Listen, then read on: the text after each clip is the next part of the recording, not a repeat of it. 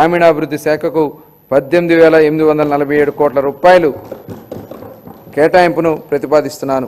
పట్టణాభివృద్ధి వేగంగా పెరుగుతున్న జనాభా దృష్ట్యా సమర్థవంతమైన పట్టణ ప్రణాళికను రూపొందించడం చాలా ముఖ్యం. పెరుగుతున్న పట్టణీకరణ అవసరాలను తీర్చడానికి అనుగుణంగా అభివృద్ధి చెందుతున్న నగరాలు మౌలిక సదుపాయాలను కలిగించి ఉండాలి.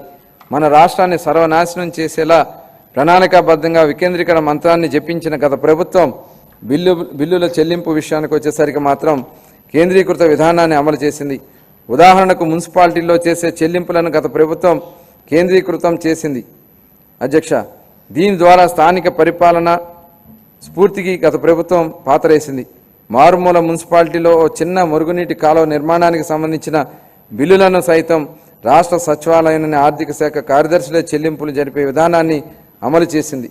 కేంద్రీకృత చెల్లింపుల విధానం నుంచి మున్సిపాలిటీలకు ఆర్థిక స్వేచ్ఛను కల్పించాలని గౌరవ ముఖ్యమంత్రి గారి ఆలోచనకు అనుగుణంగా ఏప్రిల్ 1, 2025 నుండి మున్సిపాలిటీల బిల్లు చెల్లింపునకు కేంద్రీకృత విధానం నుంచి వేరు చేసి బిల్లులు చెల్లించే అధికారాన్ని మున్సిపాలిటీలకు ఇస్తున్నాం. స్థానిక సంస్థలకు ఆర్థిక స్వేచ్ఛ కల్పించడం, వాటి పనితీరు మెరుగుపరచడానికి ఇదొక విప్లవాత్మకమైన నిర్ణయం. ప్రజా రాజధాని అమరావతి అసంబద్ధ రాష్ట్ర విభజన కారణంగా రాష్ట్ర రాజధానిని కోల్పోయిన మన రాష్ట్రానికి అమరావతిని ప్రజా రాజధానిగా ఏర్పాటు చేసుకున్నాం. దీనికి ఆనాడు ఆమోదం తెలిపి అధికారంలోకి రాగానే మాట మార్చారు. మాట మార్చడమే కాకుండా అమరావతి విధ్వంసానికి నడుం బిగించారు. నాటి ప్రభుత్వం అరాచక విధానాలపై అమరావతి రైతులు పోరుబాటను ఎంచుకోవడం, తమను తాము కాపాడుకుంటూ ఈ రాష్ట్ర రాజధానిని కూడా కాపాడుకునేలా అమరావతి రైతులు చేసిన పోరాటాన్ని ఈ సందర్భంగా గుర్తు చేస్తున్నాను.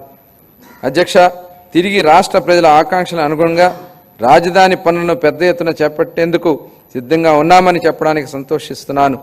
అధ్యక్ష, రాజధాని అనేది ఒక ప్రాంతం కోసం కాదు, రాష్ట్ర అభివృద్ధికి దోహదం చేసే గ్రోత్ ఇంజిన్ల అమరావతిని తీర్చిదిద్దాలనేది మా ప్రభుత్వ లక్ష్యం. మహారాష్ట్ర అభివృద్ధికి ముంబై ఎంత కీలకమో, తెలంగాణ అభివృద్ధికి హైదరాబాద్ ఎంత ముఖ్యమో, మన రాష్ట్ర ఆర్థిక వ్యవస్థను ముందుకు తీసుకెళ్లడానికి అమరావతి నిర్మాణం కూడా అంతే అవసరం. గౌరవనీయ ప్రధానమంత్రి నరేంద్ర మోడీ గారి సహకారంతో ప్రపంచ స్థాయి మౌలిక సదుపాయాలు, పెట్టుబడులు మరియు ఉపాధి అవకాశాలు కల్పించడం ద్వారా అమరావతిని ముంబై మరియు హైదరాబాద్తో సరితూగే ఆర్థిక శక్తిగా అభివృద్ధి చెందడానికి మా ప్రభుత్వం కృషి చేస్తోంది. అమరావతిని విధ్వంసం చేసేందుకు నాటి పాలకులు చెప్పిన మాటలను ఈ సందర్భంగా గుర్తు చేయాలనుకుంటున్నాను.